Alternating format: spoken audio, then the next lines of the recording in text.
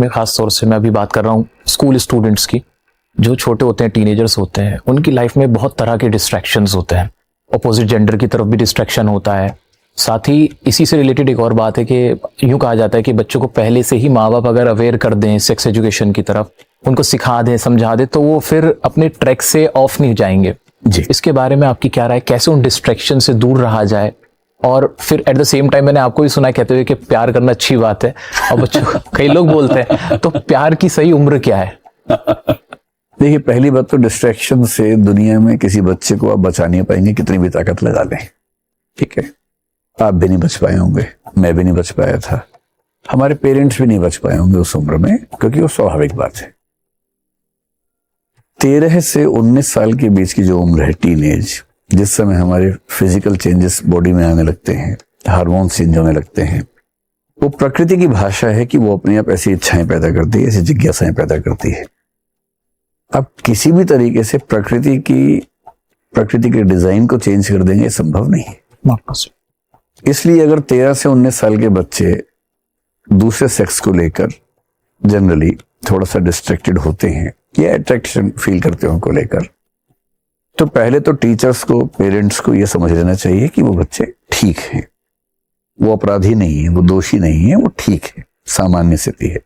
अपना बचपन एक बार याद कर लेना चाहिए, तो फिर भरोसा जम जाता है। क्योंकि पेरेंट होना बड़ा चैलेंजिंग काम है, और अक्सर पेरेंट्स की दिक्कत ये है, मतलब मैं ही पेरेंट हूं, मैं भी अपने ऊपर भी इसको एडमिट कर रहा हूं, हम अक्सर ये भूल जाते हैं कि हम खुद कैसे थे उस उम्र में, और हम बच्चों से ऐसी उम्मीदें करते हैं कि वो भगवान बन जाए, जबकि हम वैसे नहीं थे, वो हमारे ही बच्चे हैं।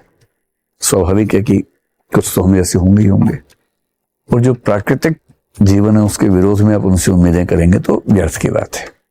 अब दो रास्ते हैं डिस्ट्रैक्शन रोकने के। एक रास्ता ट्रेडिशनल रास्ता है कि लड़कों का स्कूल अलग, लड़कियों का स्कूल अलग, कोएड एजुकेशन खत्म, कोएड ना हो। एक ऑप्शन है, कई लोग ऐसा मानते हैं कि इससे डिस्ट्रैक्शन रुक जाती है। इससे ये है कि आपके सामने ऐसे मौके कम हैं, तो कुछ मामलों में ठीक भी लगता है कि भाई ऐसा व्यक्ति है ही नहीं जिसको देख के डिस्ट्रैक्शन होगा, तो आप पढ़ाई में लगे हुए हैं। मेरी व्यक्तिगत राय है कि इस रास्ते से कुछ समय के लिए आप बेशक मैनेज कर लें, पर अंततः आप बच्चों को कुंठित बना देते हैं, और फ्रस्ट्रेशन होना, कुंठाओं का शिकार होना, कॉम्प्लेक्सेस से भरे होना ज्यादा बुरी बात। कहीं ना कहीं फिर उनकी पर्सनैलिटी भी उस तरह से डेवलप नहीं हो पाती, डिसऑर्डर्स होते हैं और वो सहज हो नहीं पाते, सहज नहीं हो पाते।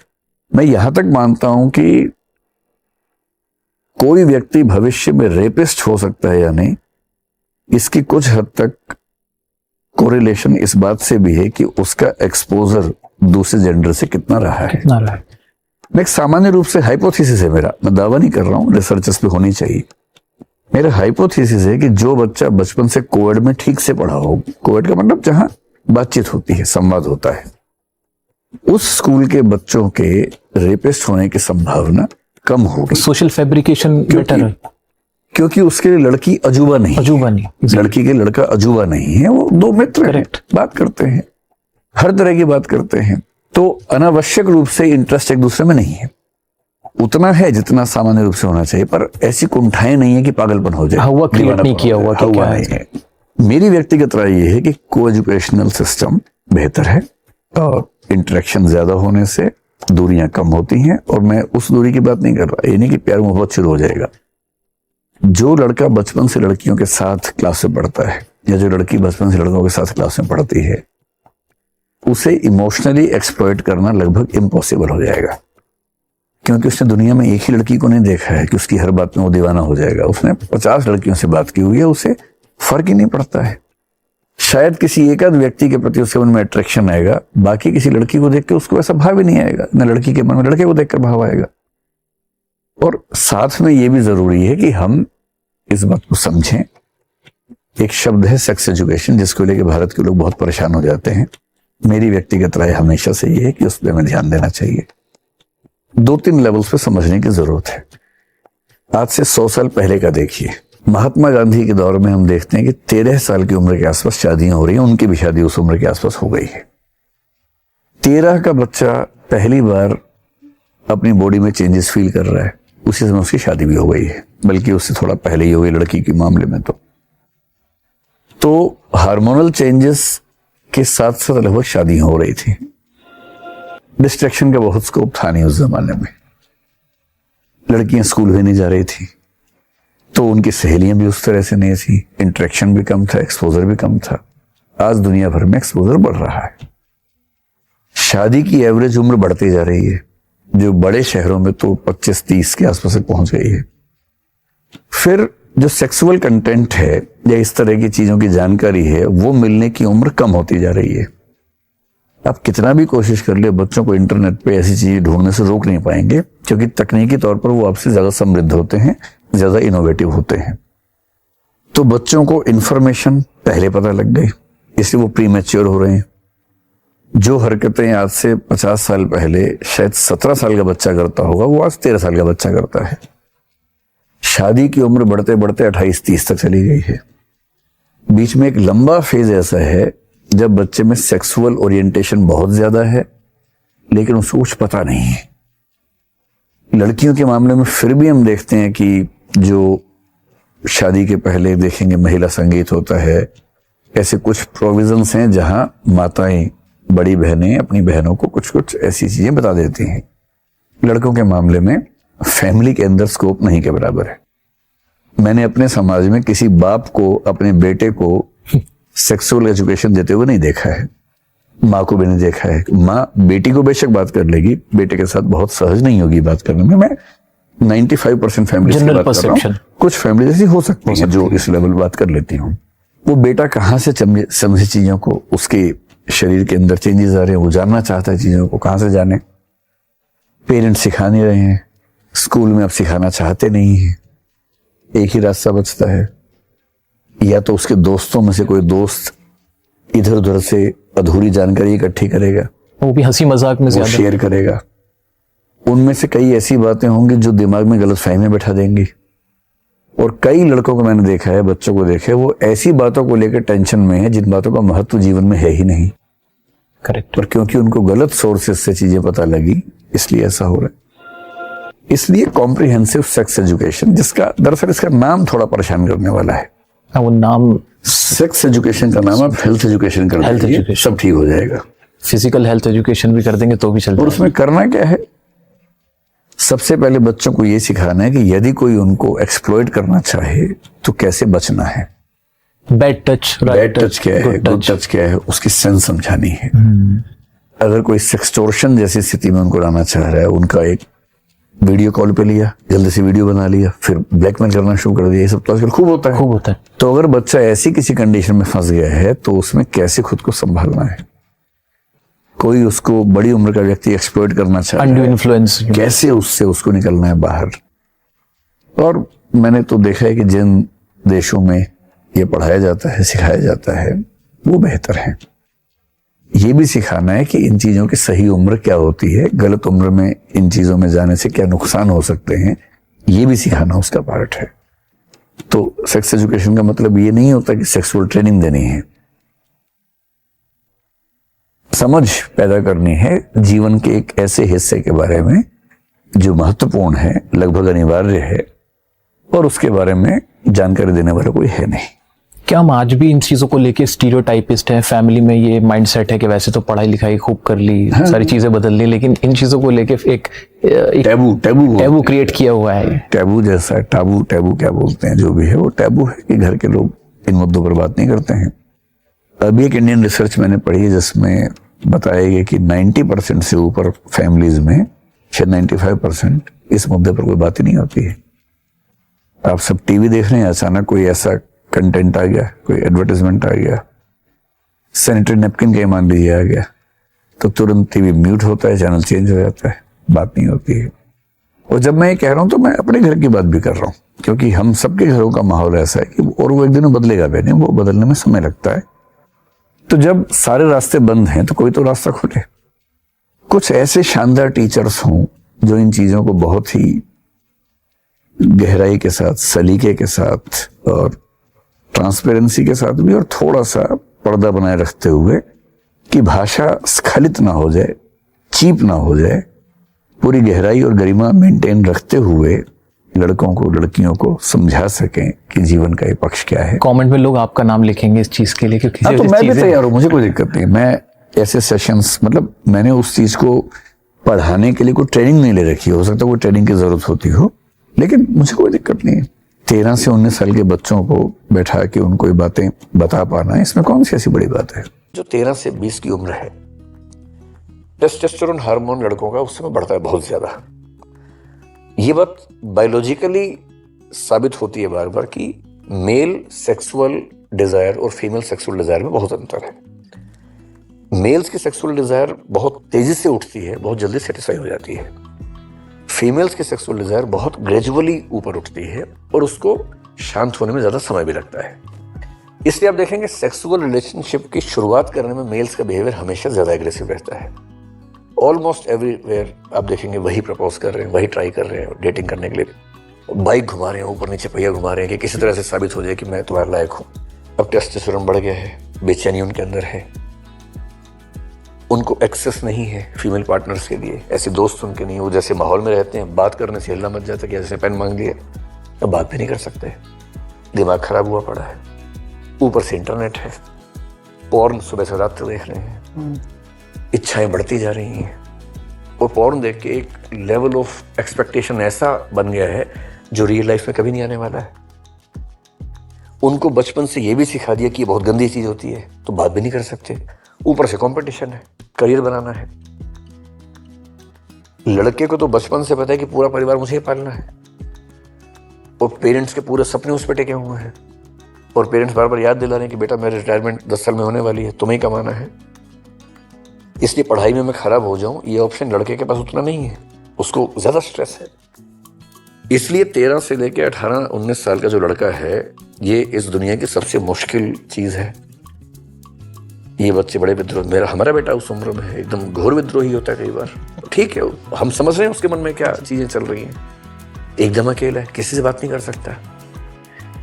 तो ये मेल लोनलीनेस दुनिया के सबसे बड़े खतरों में है और मेल लोनलीनेस के 2 फेजेस हैं। एक तो ये वाला है, इसमें वो बच्चे खुशनसीब है जिनका एक अच्छा गैंग है, वो बच्चे खुशनसीब है जिनके पास अपनी उम्र की एक बहन है और बहन से दोस्ती है जी।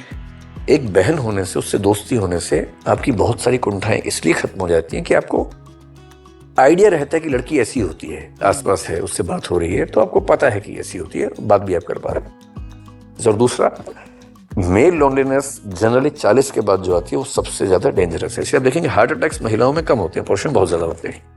इसके बायोलॉजिकल फैक्टर्स भी होंगे, लेकिन इसका एक बड़ा फैक्टर लोनलीनेस भी है। महिलाओं में शेयरिंग करने की टेंडेंसी बचपन से बुढ़ापे तक हमेशा रहती है, क्योंकि वो एक्सप्रेसिव है, उन्हें संकोच नहीं है, झिझक नहीं है। कहीं डांस वांस करना हो, लड़कियां जितना आसानी से डांस करने चले जाएंगी, लड़के आमतौर पर नहीं जाएंगे, वो मनोज बन के बैठे रहते हैं। गाना गाना हो फैमिली में, लड़कियां आराम से गा देंगी, लड़के आमतौर पर नहीं गाएंगे। मतलब अपवादों को छोड़ के, एक्सेप्शन छोड़ के, जहां जहां सहज होकर एक्सप्रेसिव होना है, लड़के जनरली पीछे रहते हैं, क्योंकि ट्रेनिंग वैसी हुई, थोड़ा डिस्टेंस हुआ। फिर उनको ये भी समझाया गया कि तुमको मर्द बन के रहना है, और मर्द बनने में ये होता है कि आप बहुत इमोशनली एक्सप्रेसिव नहीं हो सकते हैं। ये सब चीजें मिलकर उनको घुटन से भरती हैं। और आजकल साइकोलॉजी में ये एक टॉपिक है जो पढ़ाया जाता है कि जो मिड लाइफ क्राइसिस है, 40 के बाद का जो क्राइसिस है, स्पेशली इन द मेल्स, वो अकेलेपन का, जबकि वो विमेन के मामले में आमतौर पर नहीं है, क्योंकि उनमें, जिसको आपने सिस्टरहुड कहा, आपस में रिलेशनशिप बना रहता है उनके साथ, पेरेंट्स के साथ, बच्चों के साथ। जैसे बच्चे बाहर पढ़ रहे हैं तो माँ उनसे रोज बात करेगी वीडियो कॉल पे, ये आमतौर पे दिखेगा, बाप का नहीं दिखेगा। बाप बात भी करेगा तो क्या पूछेगा, और ठीक हो? हाँ पापा ठीक हूँ, चलो ठीक है पढ़ो। मेरी मदर गई हुई है मेरे भाई से मिलने यूएस में, जब वो बाहर में होती है पापा के साथ, मुझे रोज, जब आप रोज बात होती है तो पापा भी बीच में गेस्ट अपीयरेंस के लिए आ जाते हैं। अभी 3 हफ्ते से गए हैं, मेरा पहला मैसेज पापा का आया परसों, my Netflix is not working, please fix it. हम लाइक 3 हफ्ते में, मैंने कहा आपने एक बार ये नहीं पूछा तो कैसा है, ठीक है, नहीं है, पहला नेटफ्लिक्स नहीं चल रहा, प्लीज फिक्स। वो रिकंडीशनिंग करने की बहुत जरूरत है। जो माइंडसेट, मेल माइंडसेट है, वो बहुत ही अकेलेपन का, और इसीलिए हार्ट अटैक्स में पुरुष लोग बहुत आगे हैं, सुसाइड्स में पुरुष लोग महिलाओं से आगे रहते हैं। इसीलिए सर, तो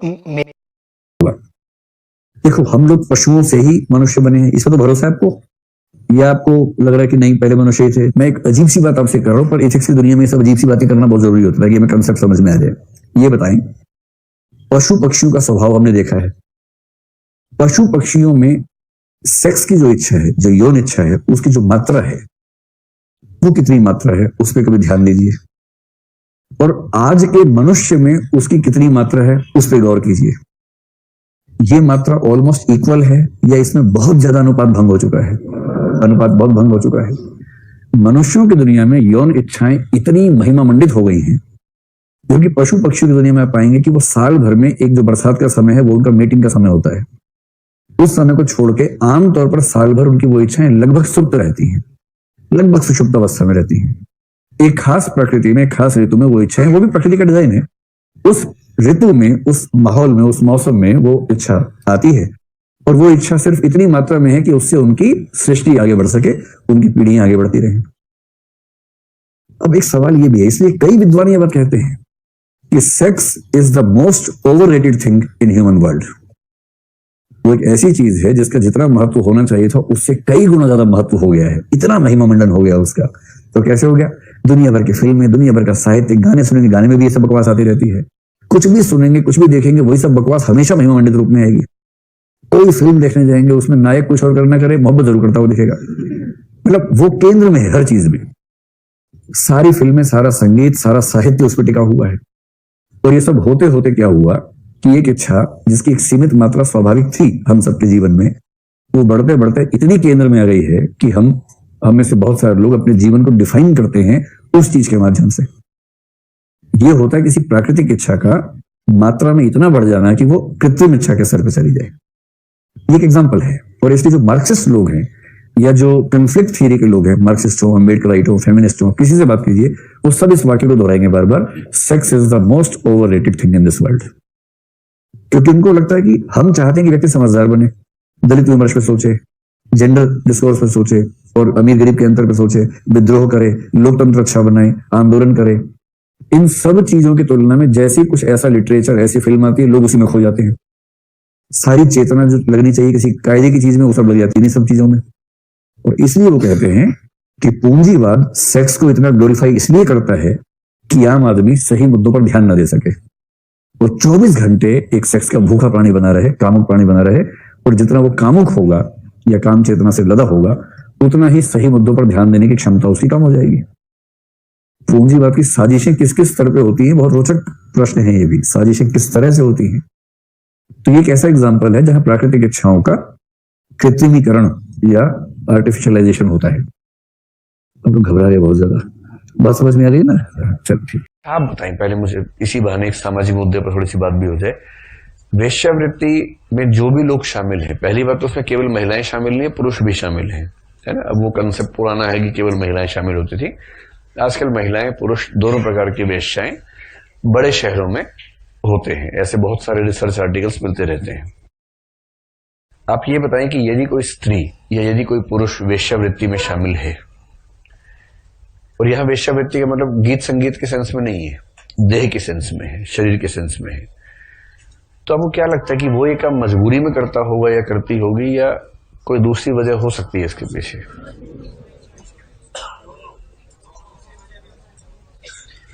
तो आप बताएं कितने लोग मानते हैं कि कोई व्यक्ति ऐसा कार्य मजबूरी में ही कर सकता है? हाथ खड़ा करें। ऐसे लोगों की संख्या तो बहुत ही कम है। जो संडे को नहीं आना चाह रहे थे वही लग रहे हैं सिर्फ। नहीं मतलब एग्जैक्टली वो नहीं, संख्या उतनी लग रही है, मैं कहना चाह रहा। और कितने लोग मानते हैं कि नहीं, जब भी कोई व्यक्ति ऐसे व्यवसाय में जाता है मजबूरी से नहीं जाता, शौक से जाता है।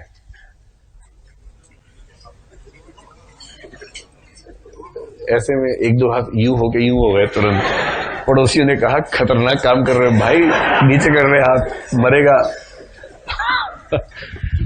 और कितने लोग मानते हैं कि दोनों में से कुछ भी कारण हो सकता है। कुछ लोग मजबूर होंगे, कुछ मजबूर नहीं भी होंगे। ठीक है। अच्छा, ये जो मजबूर नहीं होंगे वाला कंसेप्ट है, ये आजकल का कंसेप्ट है या आज से 50 साल पहले भी ये लागू होता था? ये आजकल का कंसेप्ट है। आज से 50 साल पहले आप बहुत सुरक्षित तरीके से कह सकते थे कि वेश्यावृत्ति में जाने वाला प्रत्येक व्यक्ति, लगभग प्रत्येक व्यक्ति, एक आध छोड़ दीजिए, वो मजबूरी में जाता है। आजकल ये बात कहना संभव नहीं है। और इसकी असली वजह पता है क्या है? इसकी असली वजह है सूचना क्रांति। अब सोचेंगे ये क्या हो गया? जी, कितना बड़ा क्वेश्चन मार्क माथे के ऊपर बन गया है। एक फिल्म थी जिसमें कैरेक्टर के माथे में प्रश्न चिन्ह बना हुआ था, कौन सी फिल्म थी? झूठा ही सही फिल्म, जुदाई फिल्म का नाम था, परेश रावल उसमें एक्टर था। हाँ, ऐसा कुछ कुछ मुझे लगा भी। देखिए क्या होता है ना, जैसे मार्क्स ने कहा कि क्रांति होने के लिए जरूरी है कि मजदूरों के बीच में इजी कम्युनिकेशन हो। कम्युनिकेशन सबसे महत्वपूर्ण चीज है, सबसे महत्वपूर्ण। सारे मजदूर अलग अलग फैक्ट्री में काम कर रहे हैं, सारे घरेलू नौकर अब अलग अलग घर में काम कर रहे हैं, सब शोषित हैं, पर क्रांति नहीं कर पाएंगे क्योंकि उनके बीच में इजी कम्युनिकेशन नहीं है। उनके बीच में इजी कम्युनिकेशन हो, मिलने की संभावना हो, विचार करने की क्षमता हो, तो क्रांति हो जाएगी। पर सहज संवाद की संभावना मालिक लोग बनने देंगे ही नहीं। इसलिए आप देखेंगे मालिक चाहे दिल्ली में हो चाहे छोटे शहर में, उसका नौकर घर से बाहर अगर निकले और किसी और नौकर से बात करे तो तनाव हो जाता है, तो पूरी कोशिश करता है कि इसकी किसी और नौकर से बात ना हो, क्योंकि संवाद अगर हो गया ना तो फिर चिंगारी फूटेगी, सुगबुगाहट होगी। अब कम्युनिकेशन का यहां क्या फायदा या नुकसान होता है इस व्यवसाय में शामिल लोगों के बीच में? पहले क्या था, जैसे छोटा शहर मान लीजिए कोई है, इस शहर में लगभग हर व्यक्ति को जानता है या जानने की संभावना रखता है। आप छोटे शहर से आए होंगे मेरे ख्याल से, वहां ये आपको हमेशा लगता होगा कि आप जहां भी हैं कोई ना कोई आपको जानने वाला आसपास हो सकता है। ये खुशी की बात भी है, कोई संकट आएगा तो कोई ना कोई मदद कर देगा, और दुख की बात भी है कि कोई ऐसा कोना ही नहीं कि आप जा सके और घर पे खबर ना पहुंचे। घर में तुरंत खबर पहुंच जाती है, भाई तुम्हारी छोरी वहां गई है, जरा देख लो, हाथ से निकल गई तुम्हारी छोरी, जरा देख लो। तो बड़ा दिक्कत है। इसलिए लोग चाहते हैं कि उनके जीवन में एनोनिमिटी थोड़ी सी रहे। एनोनिमिटी की स्पेलिंग क्या होगी, यही होनी चाहिए मेरे ख्याल से, या यहां भी वही आ जाएगा, देख लीजिएगा। एनोनिमिटी का मतलब है अनामिता, कि आप शहर में किसी ऐसे स्थान पर हैं जहां बहुत सारे लोग हैं, पर आपको ये भरोसा है कि कोई आपको जानता नहीं है। पर ये एनोनिमिटी अगर बढ़ जाए तो खतरनाक अकेलापन हो जाता है। हर तरफ हर जगह बेशुमार आदमी, फिर भी तन्हाइयों का शिकार आदमी, जैसे खोई हुई दिशाएं। ठीक है, एनोनिमिटी ना हो तो संकट है, ज्यादा हो तो संकट है। तो उस जमाने में क्या होता था कि जिसको वेश्यावृत्ति की जरूरत है, मैं उन पुरुषों की बात कर रहा हूं जिनको किसी वेश्या के साथ संबंध बनाने की जरूरत है। ऐसे कई लोग हो सकते हैं, कोई अविवाहित व्यक्ति है वो भी हो सकता है, कोई विधुर है वो भी हो सकता है, और वजहें हो सकती हैं कि पति पत्नी के बीच में संबंध है ही नहीं किसी तरह का, केवल पारिवारिक दबाव है, सामाजिक दबाव है, इसलिए साथ में है। तो ऐसे कई व्यक्ति हो सकते हैं जिनके पास ऐसी मजबूरियां हैं कि उनके पास कोई ना कोई वैकल्पिक व्यवस्था चाहिए। इसलिए कुछ लोग यहां तक कहते हैं कि वेश्यावृत्ति परिवार के बने रहने की शर्त है, कि बहुत सारे परिवार जो भीतर ही भीतर टूट चुके हैं इसलिए जिंदा है क्योंकि वेश्यावृत्ति का विकल्प उपलब्ध है। अगर वो विकल्प न हो तो सारा विद्रोह घर में होगा, क्रांतियां होंगी और घर टूट जाएंगे बहुत सारे। इसलिए कई लोग उसको सेफ्टी वॉल्व कहते हैं। फैमिली सिस्टम का सेफ्टी वॉल्व है प्रोस्टिट्यूशन। तो उस जमाने में क्या था कि हर शहर में कोई इलाका फिक्स होता, जैसे उसको बोलेंगे रेड लाइट एरिया है। अब यहां वो लोग जाएंगे जिनको जाना है, कोई दूसरा तरीका है नहीं। अब वहां सबको डर भी लगता था कोई पहचान न ले, तो चेहरा ढक के कुछ करके जाते होंगे, कोई मिल भी जाता ही होगा। लेकिन जब दो लोग मिल जाएंगे तो सीधी सी बात है, तो अगर कोई मिल भी गया तो बीच में समझौता हो गया, इसको MAD कहते हैं, म्यूचुअल एश्योर्ड डिस्ट्रक्शन, जो सोवियत संघ और अमेरिका के बीच में था शीत युद्ध के दौरान, कि तुम मुझे मारोगे हम तुम्हें मार देंगे, बचेगा कोई नहीं। लेकिन सामान्यतः ऐसा होगा। तो बच्चों के व्यक्तित्व के विकास के लिए अगर देखें तो नाटक और फिल्म में क्या महत्वपूर्ण है? नाटक है। होना तो ये चाहिए कि एक एक बच्चे को नाटक का अभ्यास करवाएं, मंच पर जाए, डायलॉग बोले, फिर डांस वांस करे, ताकि व्यक्तित्व उसका खुले, संकोच खत्म हो, अपनी बात को खुल के रख सके। ये तो बहुत जरूरी बात है। ये फिल्मों से कैसे होगा? ये तो नाटक से होगा। होना तो ये चाहिए कि स्कूल में नाटक अनिवार्य होना चाहिए। अनिवार्य क्या क्या कर रखा है? मध्यकालीन इतिहास, वो अनिवार्य है। नाटक अनिवार्य नहीं है, हेल्थ एजुकेशन अनिवार्य नहीं है, सेक्स एजुकेशन अनिवार्य नहीं है, अनिवार्य उठ पटांग चीजें कर रखी सारी की सारी, जो जीवन में कभी काम नहीं आती बाद में। आपने 10वीं क्लास तक जितना पढ़ा उसमें से कितना आपके जीवन में काम आएगा बाद में हिसाब बनाइएगा अपना। 0.5% है अधिकतम पूरे जीवन में काम आने वाला। और असली काम क्या आएगा? अगर हेल्थ एजुकेशन होती। सेक्स एजुकेशन का मतलब वो नहीं है जो आप सोच रहे हैं, इसका मतलब ये है कि बच्चों को भ्रांतियों से बचाना, उनको समझदार बनाना, कोई उनका मिसयूज ना कर ले, ये उनको समझाना। अगर ये शिक्षा बच्चों को सही उम्र में मिल जाए तो बहुत सारी ईव टीजिंग, मोलेस्टेशन, रेप अपने आप खत्म हो जाए, क्योंकि उनको पता हो कि कब किस व्यक्ति के चेहरे के भावों को, उसकी हरकतों को इस तरह से डिकोड कर लेना चाहिए। इतना मूर्ख देश है, जैसे ही लोग बोलते सेक्स एजुकेशन मंत्री बोलते ना ना ना ना ना, ये तो प्रकृति खुद सिखाती है, ये हम स्कूल में नहीं सिखाएंगे। इन मूर्खों को कौन समझाए? तो एक बार सुझाव, एक बार हमारे कुछ मित्रों ने डिस्कशन में कहा इसका सुझाव क्या हो सकता है। मैंने एक सुझाव दिया, मान नहीं रहे वो लोग अभी भी। मैंने कहा कुछ मत करो, आप सेक्स एजुकेशन दो धूमधाम से, बस उसका नाम बदल के हेल्थ एजुकेशन कर दो। उसका जो कवर पेज है ना, सेक्स काटो, हेल्थ कर दो बस। जो पेरेंट्स अब तक बोल रहे कि ये क्या सिखा रहे हैं हमारे बच्चों को, ये मत सिखाइए, हमारी परंपरा में आज तक नहीं सीखा किसी ने, आप हमारे बच्चों को सिखा रहे हैं। जैसे आप कर देंगे हेल्थ एजुकेशन, फिर वो खुद ही आएंगे, हाँ हाँ ये सिखाओ, एक्स्ट्रा फीस तो हम सिखाना चाहते हैं अपने बच्चे को। नाम ऐसा है ना, उससे लोग घबरा जाते हैं कि स्कूल भेजा था कि इस चीज से बचेगा, स्कूल में सिखा रहे हैं सब बातें। तो उनके दिमाग में ये बैठा हुआ है कि कहीं उठ पटाक मत। भगवान, मैं हृदय की वेदना व्यक्त करना चाहता हूँ जो कि मैंने आज तक किसी से व्यक्त नहीं की। मेरे मन की हालत खंड खंड हो गई है। एक तरफ सत्संग का प्रेम और परमात्मा से मिलन की चाहत, और दूसरी तरफ भौतिक काम वासना की तरफ हर पल का झुकाव।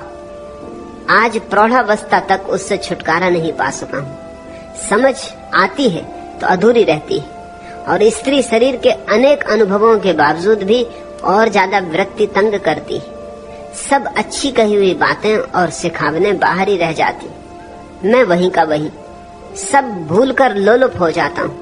वासना मन को घेरे रहती है, स्वप्न में भी वही चलता है। किस क्रिया से मैं छुटकारा या समता पा सकूं, वह रास्ता दिखाएं, कृपा करें। राधा रमन, अभी मैंने जो कहा उस पर विचार कर रहे हैं। क्यों छुटकारा चाहते हो? किसने तुमसे कहा कि छुटकारा चाहो?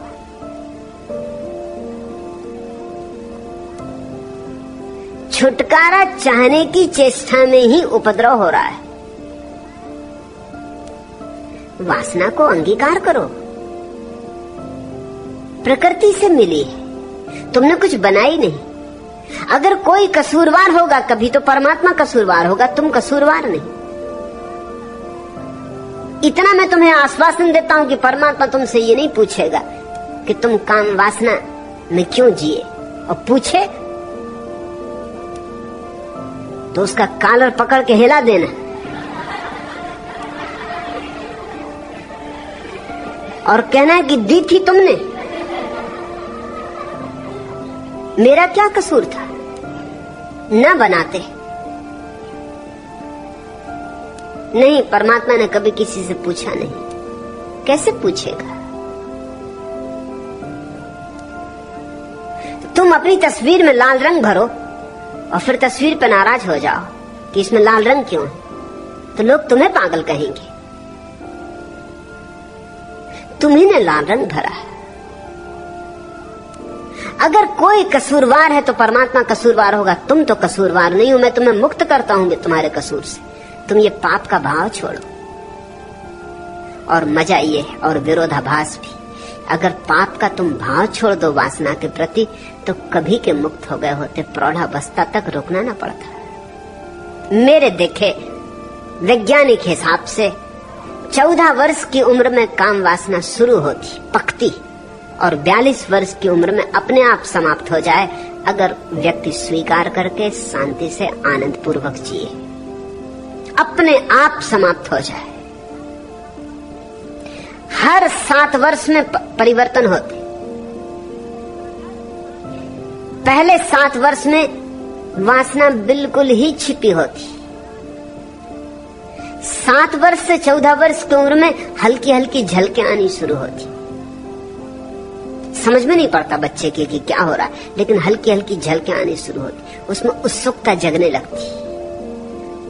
14 वर्ष की उम्र तक वासना पक जाती, प्रकट होने को तैयार हो जाती।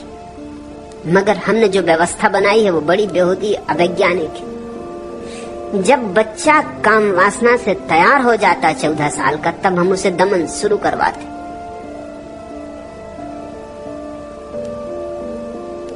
विवाह तो होगा 24 साल में कि 25 साल में कि 30 साल में।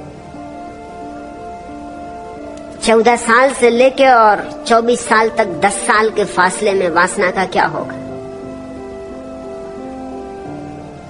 दबाएगा बच्चा और दबाने से रुग्ण होगा, तो वासना स्वप्न में प्रविष्ट हो जाएगी या कोई विकृत प्रक्रिया पकड़ लेगा वासना को प्रकट करने की। यह तुम्हें जान लेना चाहिए कि 18 वर्ष की उम्र में वासना सबसे प्रबल वेग लेती, 17.5 वर्ष की उम्र में ठीक, क्योंकि 14 वर्ष से 21 वर्ष के ठीक मध्य में वासना सर्वाधिक प्रबल होती, उतनी प्रबल फिर कभी नहीं होगी। और उसी वक्त हम दमन करवा रहे हैं, उसी वक्त हम कह रहे हैं कि अभी पढ़ाई में मन लगाओ, उसी वक्त हम कह रहे हैं कि अभी तो राम भजन करो, उसी वक्त हम दमाने का सारा उपाय कर रहे हैं। फिर तुम्हारे बच्चे अगर विकृत हो जाते हैं, और एक दफे विकृति पकड़ ले तो आसानी से नहीं छूटती। ध्यान रखना, जो प्राकृतिक है वो आसानी से उसके पार जाया जा सकता है, जो अप्राकृतिक है उसके पार जाना कठिन हो जाता है, अप्राकृतिक जटिल हो जाता है, और अप्रकृति पैदा हो जानी स्वाभाविक है। 1000 तरह की विकृतियां संभव है और सारी मनुष्य जाति विकृति से भर गई। 24 या 25 साल या 26 साल या जैसे जैसे सभ्यता आगे जा रही, उम्र बढ़ती जा रही विवाह की, क्योंकि इतनी शिक्षा पूरी होगी तब विवाह। 25 साल और 30 साल के बीच में कभी विवाह होगा। अब मजा यह है कि वासना उतार पर हो गई तब विवाह होगा। जब वासना अपने उद्दाम वेग में थी तब विवाह न हुआ। अब वासना का वेग क्षीण होने लगा। 17.5 वर्ष में सबसे ऊंचा शिखर छूती है वासना। ये मैं वैज्ञानिक शोध की बात कर रहा हूं, और फिर उसके बाद उतार शुरू हो जाता। 5-7 साल में जब उतार हो गया फिर विवाह होगा। अब विवाह में संभोग तो होगा, लेकिन संभोग से तृप्ति नहीं होगी। वह तृप्ति हो सकती थी 17.5 साल की उम्र में, अब नहीं हो सकती। अब वेग ही नहीं है इतना कि तृप्ति हो सके। अब भूख ही इतनी गहरी नहीं है कि तृप्ति हो सके। अब तुम्हारी वासना फुसफुसी हो गई। अब ये फुसफुसी वासना जिंदगी भर पीछा करेगी। तृप्त हो गई होती तो कभी तुम इसके छूट गए होते, कभी के छूट गए होते, मगर तृप्त नहीं हो पाएगी। और हर बार जब वासना में उतरोगे, आनंद तो कोई भी अनुभव नहीं होगा, और विषाद अनुभव होगा पीछे कि शक्ति भी खोई, कुछ पाया भी नहीं। ये कैसी पशुता में मैं उतरता हूं तो निंदा और घनी होती जाएगी। जितनी निंदा घनी होगी उतने ही तुम उतरोगे तो जरूर, और अपने को चाहोगे कि न उतरता तो अच्छा था। तुम्हारे भीतर विरोध खड़ा हो जाएगा, द्वंद्व खड़ा हो जाएगा। एक हिस्सा जाएगा और एक हिस्सा खींचेगा। ये ऐसा हुआ जैसे बैलगाड़ी में दोनों तरफ बैल जोत दिए और लगे फटकारने बैलों को दोनों तरफ। बैलगाड़ी के अस्थि पंजर उखड़ जाएंगे। वही तुम्हारी दशा हो गई, वही सारी मनुष्यता की दशा हो गई। तृप्ति से मुक्ति संभव है। अतृप्ति से कभी कोई मुक्त नहीं होता। अब रोज रोज तुम्हारी वासना क्षीण होती जाएगी और रोज रोज तुम्हारा विषाद घना होता जाएगा। अब 42 वर्ष में तो क्या, 82 वर्ष में भी छुटकारा संभव नहीं। अब तो तुम मरते दम तक वासना में ही दबे दबे मरोगे। और तब तुम्हें पंडितों, पुरोहितों, साधु संतों की बातें बिल्कुल ठीक मालूम होंगी। ये समझने की कोशिश करो, क्योंकि वो कहते हैं कि वासना सिर्फ दुख है, और तुम्हारा अनुभव भी कहेगा कि हाँ दुख है। अब ये बड़ा अद्भुत तर्क हो गया। उन्हीं ने ऐसा जाल रचा कि वासना दुख हो जाए,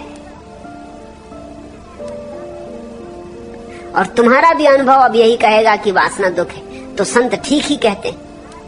इसलिए मेरे जैसे लोगों की बात तुम्हारी समझ में ना पड़ेगी, क्योंकि तुम्हारा अनुभव मेरे विपरीत है।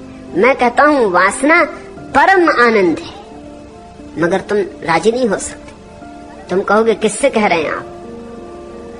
और लोग समझते हैं कि उन्होंने बच्चे पैदा कर लिए, इसलिए उन्होंने वासना को जाना है। बच्चे पैदा करने के लिए वासना जानने की कोई जरूरत नहीं। बच्चे पैदा करना तो इतना सरल काम है, गधे घोड़े भी कर रहे हैं। इसलिए कोई जानकारी या होश की जरूरत नहीं है। बच्चे पैदा करना तो इतना सरल काम है जैसे बटन दबा के बिजली जला देना। लेकिन क्या तुम समझते हो कि बटन दबा के बिजली जला ली तो तुम समझ गए कि बिजली क्या है?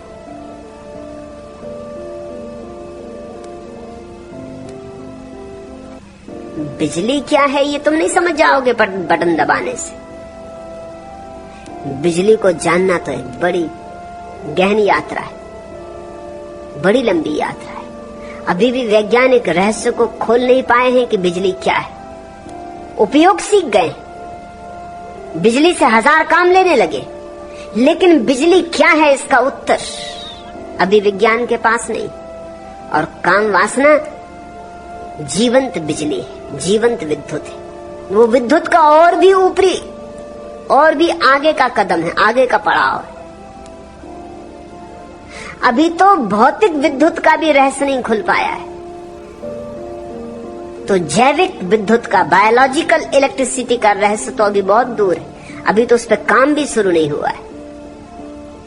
लेकिन कोई बच्चे पैदा कर लेता, बच्चे तो तुम दर्जनों पैदा कर लेते। जितना ना समझ आदमी हो उतने बच्चे पैदा कर लेता। बच्चे पैदा करने में क्या है?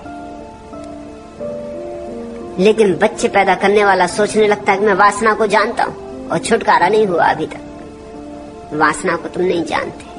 वासना को जानने का शास्त्र है, वासना को जानने की कला है। उसी कला का नाम तंत्र है। उसके बड़े सूक्ष्म उपाय हैं, विधियां हैं। मैं चाहता हूं कि लोग तंत्र की विधियां समझें, सीखें। मगर जिनको मैं समझाना चाहता हूं, जिनको मैं सिखाना चाहता हूं, जो सीखकर वासना से मुक्त हो सकते, वही प्रस्तावन करते हैं कि मुझे फांसी की सजा दे दी जाए। और उनको भी मैं कसूर नहीं दे सकता। उनका अनुभव उनसे यही कहता है कि वासना में क्या सुख है, वासना तो नरक है। हालांकि नरक कह कह के वो मुक्त नहीं हुए। राधा रमण, तुम्हारी अवस्था तुम्हारी ही नहीं है, करीब करीब 99% मनुष्यता की। और जैसे तुम कहते हो कि मैं हृदय की वेदना व्यक्त करना चाहता हूं, जो कि मैंने आज तक किसी से व्यक्त नहीं की, ऐसे ही और भी लोग हैं जो किसी से व्यक्त नहीं कर रहे हैं। करेंगे क्या? अपना रोना क्या रोना, और अपना रोना रोएंगे तो लोग हंसेंगे। मजा ये है, अगर तुम किसी से कहोगे कि मैं प्रौढ़ हो गया और वासना से मुक्त नहीं हुआ, तो वो कहेगा अरे अभी तक वासना से मुक्त नहीं हुए। वो ऐसा दिखाएगा जैसे वो तो मुक्त हो गया है। वो ये मौका नहीं छोड़ सकता कि अपने को तुमसे ऊपर रख ले, और तुम्हें ऐसा दीन कर देगा, ऐसा हीन कर देगा कि कहने से सार क्या है। तुम जाके किसी साधु सन्यासी को कहोगे कि मैं भी वासना से मुक्त नहीं हुआ, तो वो कहेगा पशु हो तुम, नारकी हो तुम, कीड़े हो तुम। वो तुम्हें गालियां देगा। तो कहने में सार क्या है? छुपाए रहो अपने दर्द को, छुपाए छुपाए मर जाओ। तुम तो ईमानदार आदमी हो कि तुमने ये निवेदन कर दिया, लेकिन 99% आदमियों की यही अवस्था है। कहते नहीं किसी से, कहना क्या है, कौन समझेगा? लोग हंसेंगे उल्टे, लोग उल्टे अपमान करेंगे, तुम्हारी प्रतिष्ठा होगी कुछ तो वो भी गिर जाएगी। यहां तो प्रतिष्ठा उनकी है जो दावेदार है। दावा झूठा हो कि सच, इससे कोई सवाल नहीं। दावा ऐसा हो कि कोई उसमें भूल चूक न पकड़ पाए। बस वासना है भीतर तो रहने दो, बाहर तो ज्ञान की चर्चा करो, वेद की ऋचाएं उद्धृत करो, बाहर तो ब्रह्मचर्य की चर्चा करो। मैं तुम्हारे साधु सन्यासियों को जानता हूं, क्योंकि वो भी जब मेरे पास आते हैं तो उनकी भी पीड़ा यही। तुम ये मत सोचना कि तुम ग्रस्त हो इसलिए तुम्हारी पीड़ा नहीं मिटी। तुम्हारे साधु सन्यासियों की पीड़ा तुमसे भी ज्यादा है, क्योंकि तुम्हें तो कुछ सुविधा थी, मिट भी जाती, उन्हें तो वह भी सुविधा नहीं। वे तो बिल्कुल जले जा रहे हैं, आग से भरे। अगर तुम्हारे साधु सन्यासियों की खोपड़ी खोली जाए, छोटी छोटी खिड़की बनाई जाए खोपड़ी में, और उनकी जांच की जाए, तो तुम चकित होगे कि तुम जितना नारकी दृश्य वहां देखोगे तुम्हें कहीं भी दिखाई ना पड़ेगा। तुम खुद भी प्रयोग करके देख सकते हो। रोज तुम भोजन कर लेते हो, फिर तुम भोजन के सपने तो नहीं देखते। एक दिन उपवास करो, उस रात भोजन का सपना देखोगे। 2-4 दिन का उपवास करो, भोजन ही भोजन की सोचोगे, और सब सोच विचार खो जाएगा। मैं तुमसे कहता हूं राधा रमन, काम वासना का विचार भी खो जाएगा। 5-7 दिन उपवास करो, भोजन ही भोजन दिखाई पड़ने लगेगा। रास्ते पे निकलोगे तो स्त्रियां दिखाई नहीं पड़ेंगी, होटलें दिखाई पड़ेंगी। होटलों के अक्षर बिल्कुल साफ साफ दिखाई पड़ेंगे, बोर्ड बिल्कुल पढ़ोगे, बार बार पढ़ोगे। रास्ते पे निकलोगे तो और कुछ नहीं, ये भजिए की गंध, ये पकौड़ों की गंध। राह तुम्हें एकदम गंधों से भरी मालूम होगी, भोजन की एक से एक गंध। इसी रास्ते से जिंदगी भर गुजरे थे, ये गंध तुम्हें कभी मालूम ना पड़ी थी, क्योंकि पेट भरा था, तृप्त थे तुम। अभी तुम रास्ते से गुजरते हो, स्त्रियां ही स्त्रियां दिखाई पड़ती। तुम्हारे भीतर वासना दबी पड़ी है। तुमने अच्छा किया कि कहा, निवेदन किया, रास्ता बन सकता है, लेकिन रास्ते को बनाने के लिए कुछ बड़ी महत्वपूर्ण बातें समझनी होगी। तुमने कहा मेरे मन की हालत खंड खंड हो गई, तुमने की है हालत खंड खंड, हो नहीं गई। तुम जिम्मेवार हो, दोष किसी और पर डाला नहीं जा सकता, अंततः तो जिम्मेवारी अपनी। पंडित पुरोहितों को भी दोष टालने से कोई प्रयोजन नहीं, क्योंकि उनकी तुमने मानी, ये तो जिम्मेवारी तुम्हारी। न मानते, मैंने नहीं मानी, मेरे पास अनंत सन्यासी इकट्ठे हो रहे हैं, इन्होंने नहीं मानी, तुम भी न मानते, लेकिन अभी भी तुम उनकी ही मान रहे हो। ये प्रश्न भी उनकी ही मान्यता से पैदा हुआ है, ये अड़चन भी उन्होंने दी, ये प्रश्न भी उसी से पैदा हुआ है। तुम कह रहे हो एक तरफ सत्संग का प्रेम और परमात्मा से मिलन की चाहत, और दूसरी तरफ भौतिक काम वासना की तरफ हल पल झुकाव। ये दोनों अलग बातें नहीं है। जिन्होंने तुमसे कहा अलग है, उन्होंने तुम्हें गलत समझाया। ये दोनों बिल्कुल एक सी बात है। जिस चाहत से तुमने किसी स्त्री को चाहा है, वही चाहत तो नए पंख लगा के परमात्मा को चाहेगी, विपरीत नहीं। जिस वासना के कारण तुम्हें किसी स्त्री के चेहरे में सौंदर्य दिखाई पड़ा था, उसी के कारण तो तुम्हें किसी कमल में सौंदर्य दिखाई पड़ेगा। चाहत तो वही है। उसी के कारण तो तुम्हें सूर्यास्त में सौंदर्य दिखाई पड़ेगा, रात तारों में सौंदर्य दिखाई पड़ेगा, वही चाहत है।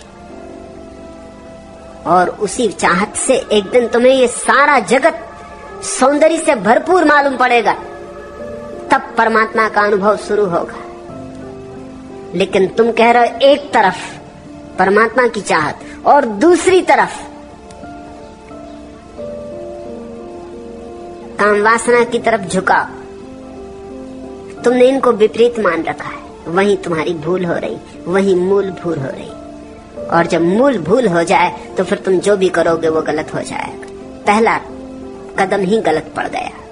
ये दोनों बातें विपरीत नहीं है, ये दोनों बातें अलग अलग दिशाओं में नहीं है, ये एक ही रास्ते के पड़ाव है। काम पहला पड़ाव है, प्रेम दूसरा पड़ाव है, प्रार्थना तीसरा पड़ाव, एक ही रास्ते पर। यही मेरी मौलिक देन है तुम्हारे लिए, ये एक ही रास्ते के पड़ाव है। इसलिए जरा भी चिंता ना लो, खंड खंड तुम अपने आप हुए जा रहे हो अपनी व्याख्या के कारण। मेरी व्याख्या समझो, खंड समाप्त हो गए, इसी क्षण समाप्त हो गए। खंडों को जोड़ना नहीं पड़ेगा, सिर्फ तोड़ना बंद हो गया। वही तो सौंदर्य को चाहता है जो परमात्मा को चाहेगा, वही चाहत, वही प्रेम। माना कि स्त्री में बड़ा स्थूल सौंदर्य है, पुरुष में बड़ा स्थूल सौंदर्य है, और परमात्मा में एक सूक्ष्म सौंदर्य है, सूक्ष्माति सूक्ष्म। लेकिन सौंदर्य तो सौंदर्य है। हीरा जब पहली दफा खोजा जाता है खदान से तो पत्थर जैसा लगता है, सिर्फ जौहरी देख पाते। और मैं तुमसे कहता हूं कि जिसे तुम कामवासना कह रहे हो वो हीरा है। मैं जौहरी की तरह तुमसे कह रहा हूं कि वह हीरा है। उसे काटना होगा, निखारना होगा,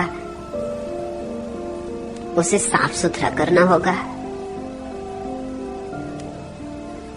तब कहीं तुम पहचान पाओगे कि ये हीरा है। तुम्हें पता है जब पहली दफा कोहिनूर हीरा मिला तो जिस आदमी को मिला उसके घर महीनों बच्चे उससे खेलते रहे, क्योंकि समझा कि पत्थर है, कोहिनूर हीरा। और कोहिनूर हीरे के साथ बड़ी प्यारी कहानी जुड़ी। गोलकुंडा में मिला था, जिस आदमी को मिला था वो एक गरीब किसान था।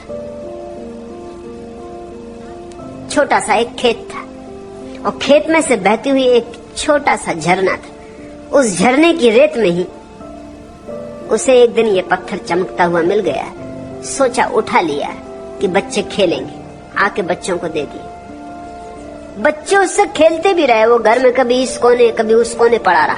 कोहिनूर हीरा जो अब इंग्लैंड की रानी एलिजाबेथ के मुकुट में लगा है और जो इस समय दुनिया का सबसे बहुमूल्य हीरा है, जिस कोहिनूर के पीछे न मालूम कितने लोगों की जाने गई, उससे बच्चे खेलते रहे, किसी को पता ही न था।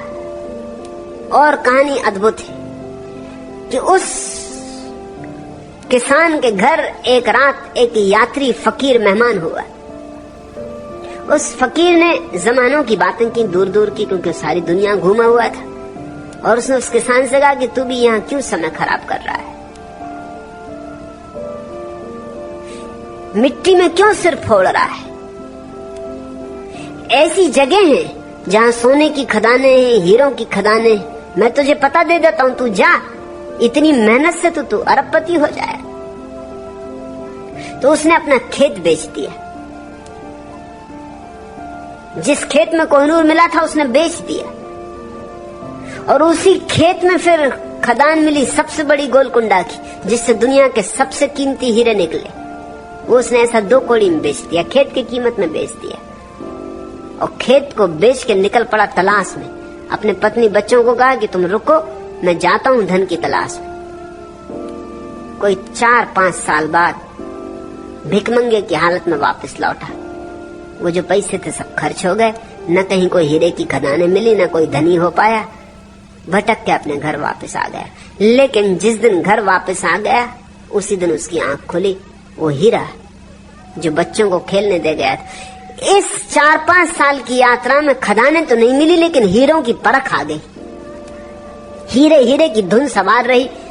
जोहरियों के पास बैठा, दुकानदारों के पास बैठा, हीरे देखे, हीरों की परख आ गई। हीरे तो नहीं मिले मगर परख आ गई, और परख आ गई तो हीरे मिल गए, क्योंकि परख ही असली सवाल है।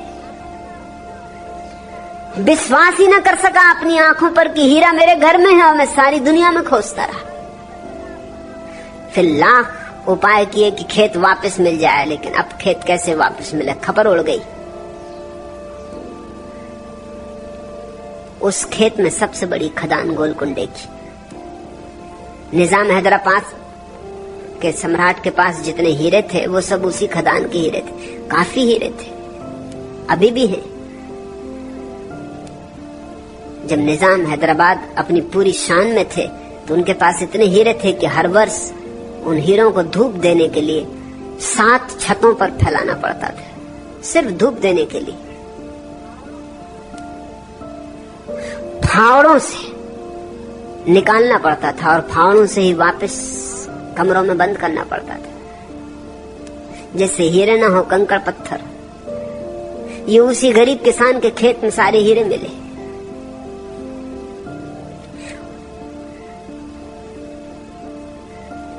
तुम्हारी दशा भी उसी गरीब किसान जैसी है। वो जो तुम्हारे खेत में छोटा सा झरना बहता है काम वासना का, वही हीरों की खदान है। परख चाहिए। पहली बात स्मरण रखो, काम वासना परमात्मा की ही तलाश है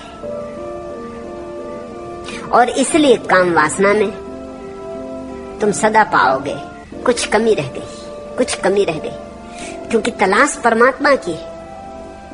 देह से कैसे राजी होगे? अदेही प्रेम चाहिए, अदेही सौंदर्य चाहिए, मगर देह की सीढ़ी बनानी होगी। तुम कहते हो एक तरफ सत्संग का प्रेम और परमात्मा से मिलन की चाहत और दूसरी तरफ भौतिक काम वासना की तरफ हल पल झुकाओ। इनको दो तरफ मत रखो, इन्हें एक साथ रखो। ये एक ही यात्रा के पड़ाव है।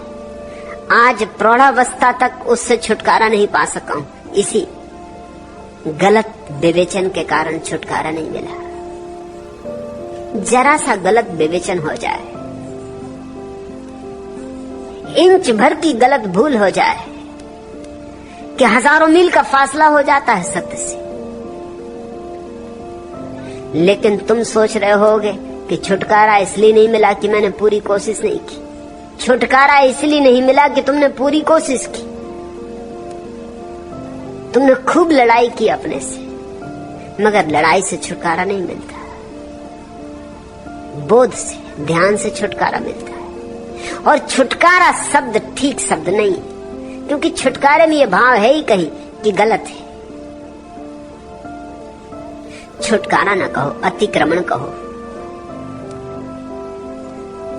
पार जाना कहो। समझ आती है तो अधूरी रहती है, वह समझ नहीं, शास्त्रीय समझ, अनुभवगत नहीं।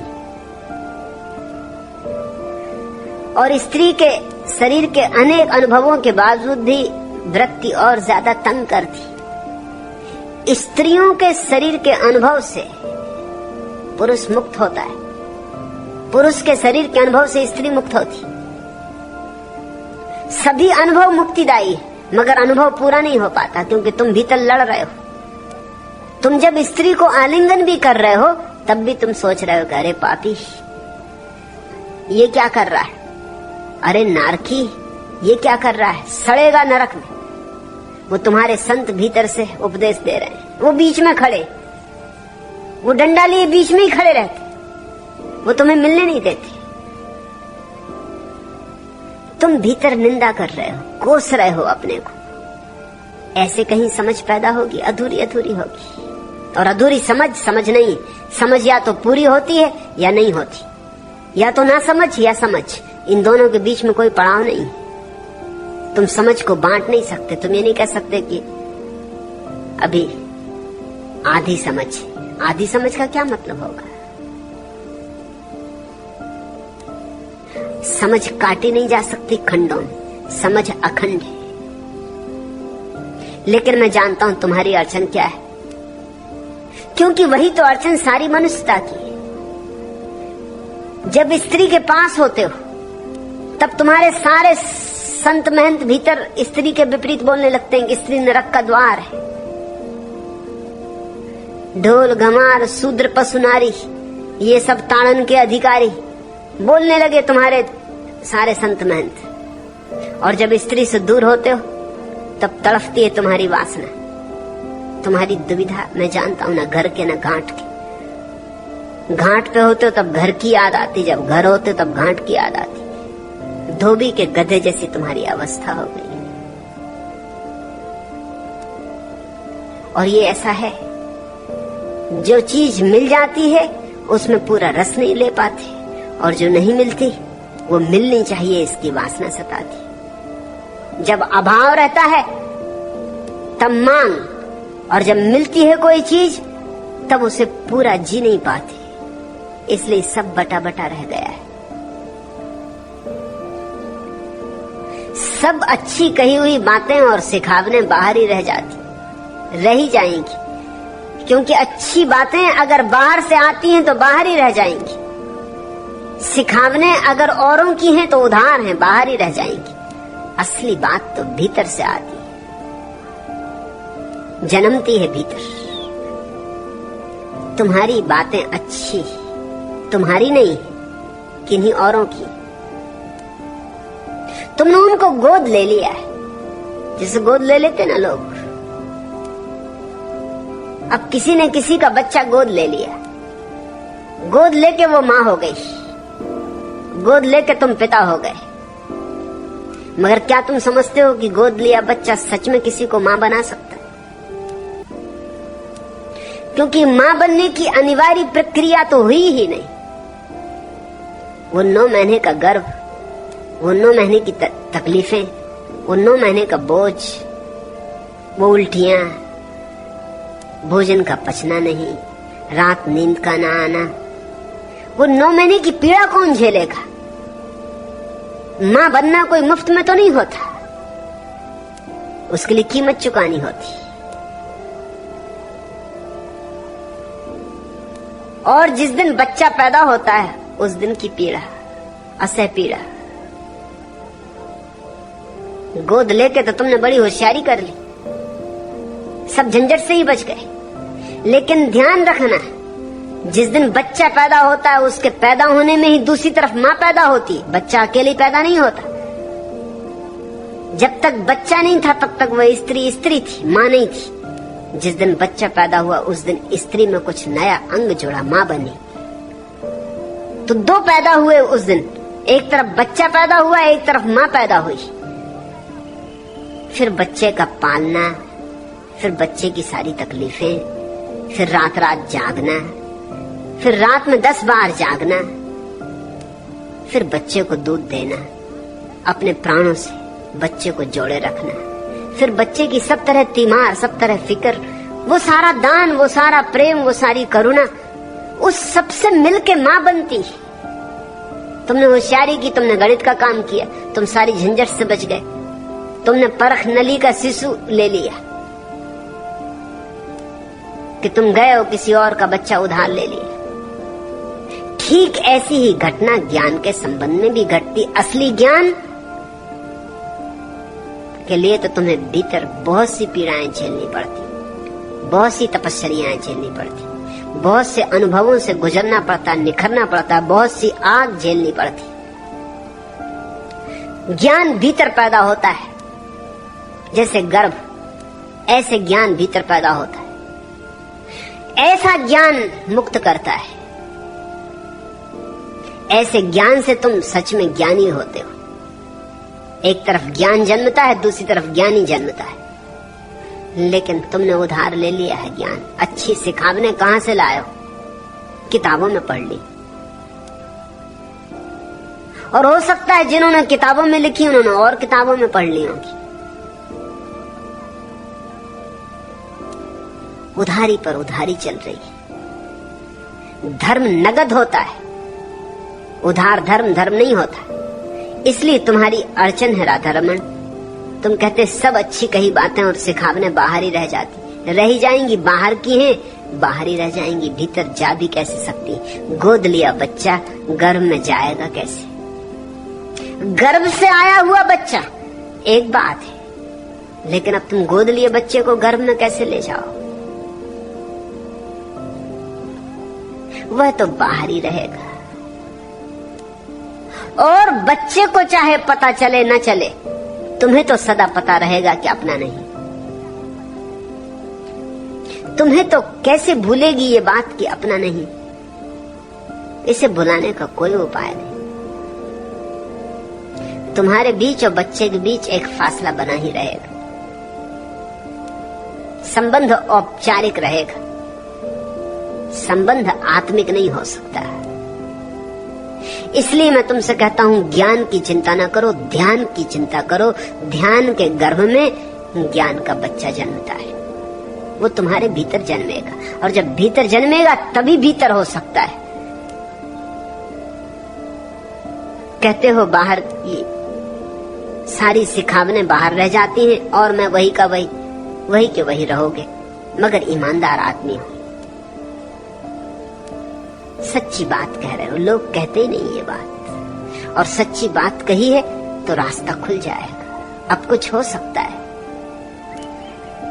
बाहर की बातें बाहर ही रहेंगी, तुम वही के वही रहोगे। तुम्हारे भीतर क्रांति तो तब पैदा होगी जब भीतर का दिया जलेगा।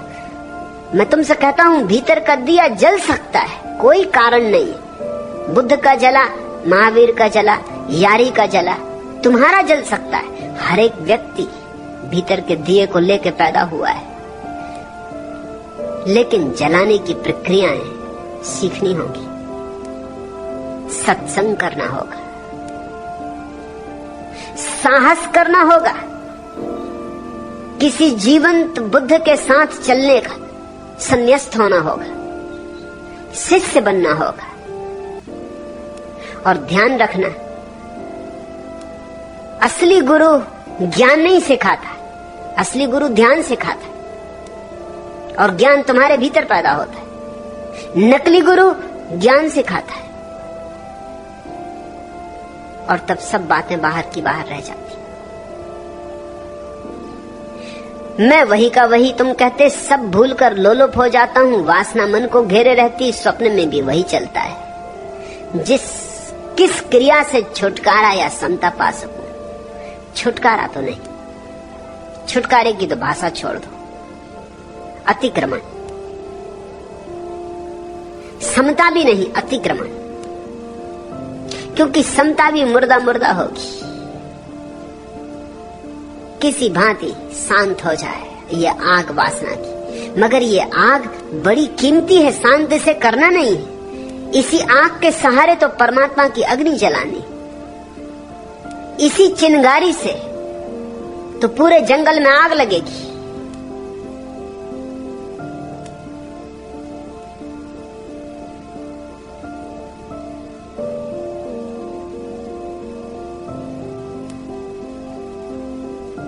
दबा नहीं देना है, इसे राख नहीं कर देना है। इसी चिंगारी में तो तुम्हारा भविष्य आशा है। इसलिए छुटकारा नहीं, समता नहीं, अतिक्रमण। और अतिक्रमण का उपाय है, वासना में ध्यान पूर्वक जाओ, समग्र रूपेण जाओ। और अभी भी देर नहीं हो गई है। ऐसे तो देर हो गई, मगर अब जो हुआ हुआ, अभी भी देर नहीं हो गई। और सुबह का भूला सांझ भी घर आ जाए तो भूला नहीं कहलाता। अगर मरते मरते क्षण तक भी वासना का अतिक्रमण हो गया तो समझना कि घर आ गए। यह हो सकता है। भूले भटके तुम ठीक जगह आ गए हो जहां ये हो सकता है, लेकिन साहस तो करना होगा, सस्ते में नहीं होगा। तुम चाहो कि मेरी बातें सुन हो जाए तो नहीं होगा। मैं जो कहता हूं वह करोगे तो हो सकता है।